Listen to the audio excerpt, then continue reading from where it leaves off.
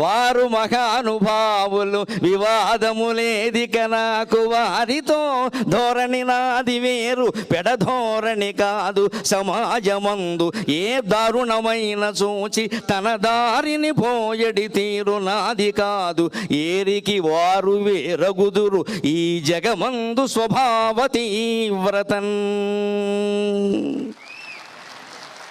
విశ్వామిత్రుడు వశిష్ఠుడు ఇద్దరు మహర్షులే, ఇద్దరు బ్రహ్మర్షులే. కానీ వారిది వశిష్ఠ గోత్రం, నాది విశ్వామిత్ర గోత్రం, కొంచెం తేడా ఉంటుంది. మా గోత్రమే కౌశికస గోత్రం.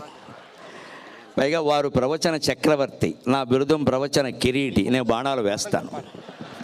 కిరీటి అంటే బాణాలు వేస్తాడు. అంచేత నాకు ప్రవచన కిరీటి అని బిరుదం, వారికి ప్రవచన చక్రవర్తి అని బిరుదం. నిస్సందేహంగా చక్రవర్తి వారే ధర్మరాజు, నేనే అర్జునుడిని.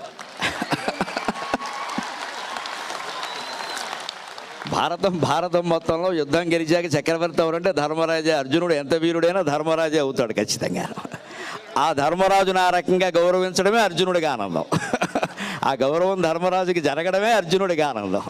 అందుకని వారు ప్రవచన చక్రవర్తి, నేను ఎప్పుడూ ప్రవచన కిరీటిని. ఈ రకంగానే తెలుగునాట 2 రాష్ట్రాల్లోనూ ప్రవచనం ఒక ప్రభంజనమై చైతన్యాన్ని నింపాలి అనేది నా ఆశ పూర్తిగాను.